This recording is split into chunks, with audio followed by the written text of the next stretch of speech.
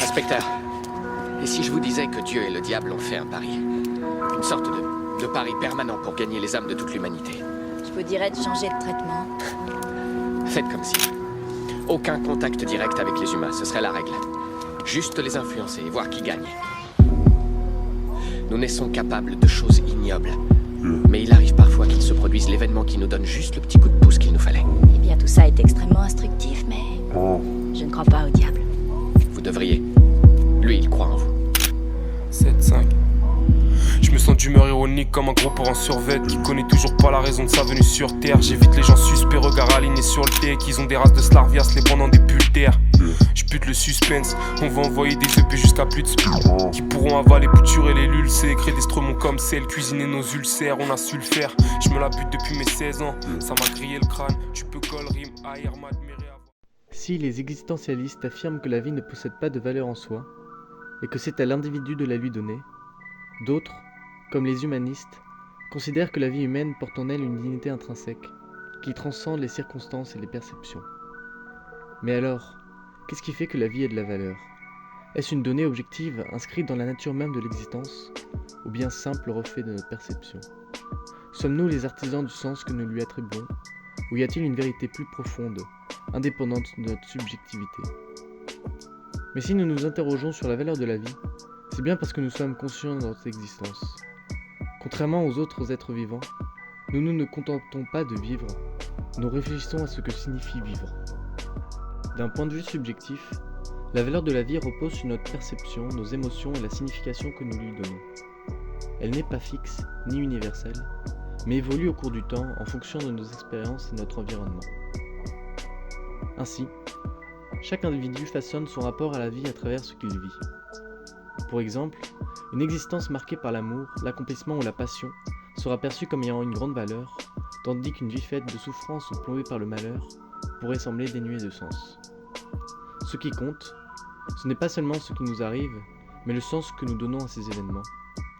Celui qui a un pourquoi peut vivre avec n'importe quel comment. Les accidents définissent la substance, c'est pourquoi deux individus placés dans des situations identiques peuvent avoir une perception radicalement différente de la vie en fonction de l'interprétation qu'ils ont appliquée. Notre manière d'appréhender la vie influence également la valeur que nous lui accordons. Certains ressentent la vie de manière intense et émotionnelle, tandis que d'autres cherchent à l'analyser et à la comprendre rationnellement. Cette dualité est décrite ainsi. La vie est une tragédie pour celui qui sent et une comédie pour celui qui pense. Ceux qui sont guidés par leurs émotions peuvent voir dans la vie une succession de drames et de joies intenses, tandis que ceux qui privilégient une approche raisonnée et raisonnable peuvent y percevoir une mécanique, parfois absurde. Enfin, c'est à chacun de donner un sens à sa vie. Il ne suffit pas d'exister, il faut choisir ce que l'on veut faire de cette existence, qui on veut être, et cela, c'est ce que met en valeur Hermann Hesse dans Le Loup des Steppes. Vous devez apprendre à vivre, voilà ce qu'on veut, vous devez concevoir l'humour de la vie.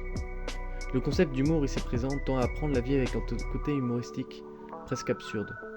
Et l'apprentissage de la vie n'est pas inné. Mais cette idée soulève un paradoxe. Si nous devons nous-mêmes donner une valeur à notre vie, est-ce que cela signifie qu'elle n'en a pas en substance? Si la vie avait une valeur absolue, elle devrait s'imposer à nous indépendamment de nos perceptions. Or, en observant le monde, rien ne semble indiquer qu'elle ne possède un sens évident et objectif. C'est Albert Camus qui, dans le mythe de Sisyphe, défend cette idée en affirmant que la vie n'a pas de sens objectif. Pourtant, il refuse d'en conclure qu'elle est dénuée de valeur. Il écrit « La vie n'a pas de sens, mais vaut la peine d'être vécue, à condition de reconnaître qu'elle n'a pas de sens. » L'absurde naît de cette confrontation entre notre désir de comprendre et le silence du monde à nos questions existentielles. La vie est là, brute, sans explication, et c'est à nous d'y faire face. Cette absence de sens prédéfini ne doit pas être vue comme un vide effrayant, mais comme une opportunité. L'homme est libre, infiniment libre, au point que cette liberté devienne vertigineuse et angoissante. Elle implique une responsabilité immense, celle de choisir comment vivre. L'angoisse est le vertige de la liberté. Nous ne sommes pas enfermés dans un destin tracé à l'avance, nous avons la possibilité de nous réinventer en permanence. Et cette liberté peut paraître impressionnante et inimaginable tant elle laisse des possibilités à chaque instant. Cependant, à cette vision, on peut apporter une nuance. Le désir est le moteur de l'existence, mais il naît toujours d'un manque. Lorsqu'un désir est satisfait, un autre prend immédiatement sa place. Nous sommes donc condamnés à une insatisfaction permanente. La vie oscille comme un pendule de gauche à droite, de la souffrance à l'ennui.